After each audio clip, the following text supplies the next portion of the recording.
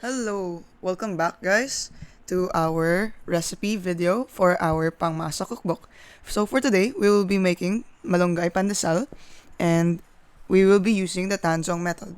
So first, let's do the procedure. First, we'll be making the Tangzhong method. And this basically means what we do here is to help the dough become less stale in the long run. Like, it lasts longer na soft and fluffy siya. Kasi 'di ba, usually ang pandesal tumitigas within a day.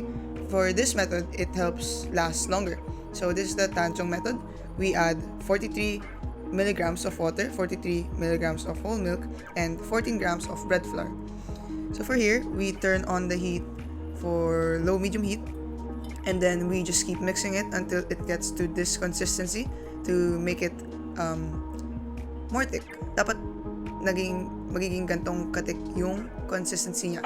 And then we just turn off the fire, and then here we're showing it again. Dapat ganto katik siya. And then we transfer it to a different bowl. And we let that cool off, and we'll be setting that aside, and we'll mix it with the dough after measuring everything. So for the next step, we will be measuring out the milk, 113 milligrams of milk, and we're gonna use this. We're gonna mix it with the yeast and sugar. We need 15 grams of sugar and 9 grams of yeast. And we're basically doing this to feed the yeast and create more carbon dioxide. And yeah, the sugar helps feed the yeast and overall helps with the rising of the dough and proofing of the dough. And then when we mix the yeast, sugar, and milk, it has to be fully incorporated, and we wait for 10 minutes to let the yeast get used to the environment of the milk and sugar mixture. And then while we do this, we can measure out the dry ingredients na din. And then the dry ingredients are 300 grams of bread flour, 14 grams of milk powder, and then this is salt, 6 grams of salt. I had pink Himalayan salt at home, but you can use ordinary salt. And then here, I also added one large egg. And then after 10 minutes of waiting of the yeast mixture, you can add it now with the dry ingredients and the egg. And then I also added the Tangzhong mixture. And then you just keep mixing it. Just keep mixing it until it gets to this consistency. There. Yeah. And then after that, what I did was I used my hand to knead it for a few minutes, and then I decided to transfer it to a chopping board because it's easier to knead it there.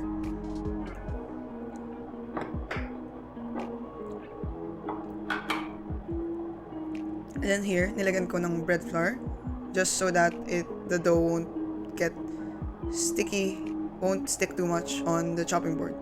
And then here, I transfer the dough, and then this is when I realized that I forgot to mix in the malunggay. So now here I'm chopping the malunggay, and I'm gonna be adding the malunggay with the dough. But what you can do here is you can put the malunggay na rin while we were mixing the dough dun sa bowl kanina. And yeah, this was just my mistake because I forgot to put the malunggay.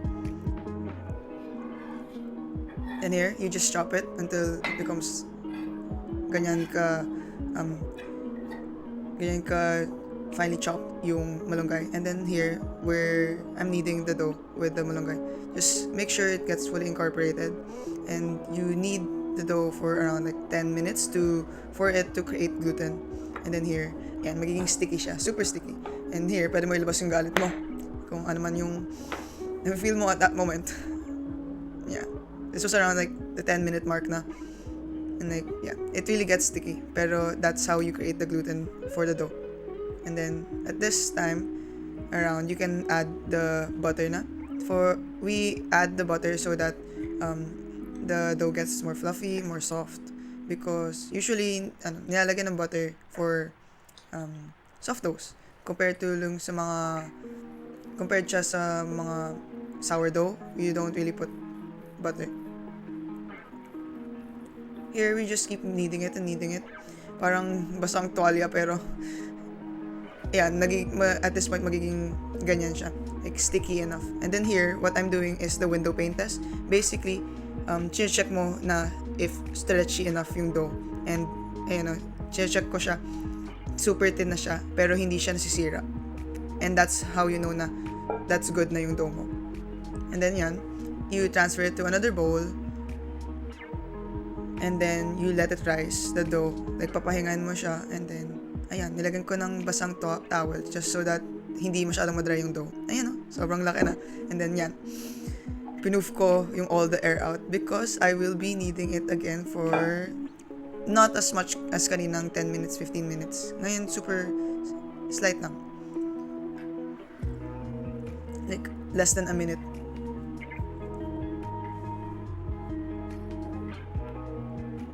Okay, after kneading the dough naman, shinape ko ulit siya into a big circle. And then yan, hinhalf ko siya. Cut it in half. And then, what you do here is, ginagawa ko siyang parang shape siya into a baton. And then, ginawa ko lang siya parang rectangle shape. And then, you just continue rolling it. And then, yun, basically, yun yung ginagawa ng mga gumagawa ng pandesal makers. Ginagawa siyang baton. And then, fast forward lang natin a little bit because this is taking a bit long.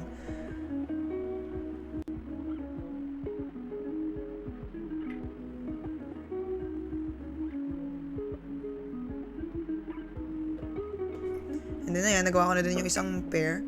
And then, what I did here is, I put some breadcrumbs just so that hindi masyadong ma-stick yung dough.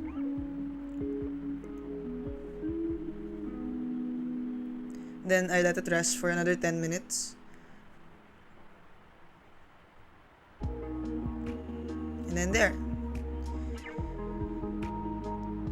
Next up is, we just cut it into 1 to 2 inches shape. Para maging pandesal balls. Pandesal balls na siya. Yan. Just keep cutting them up into 1 to 2 inches. And then, nilalagyan ko din siya ng breadcrumbs para hindi nga ulit siya ma-stick. Yan na.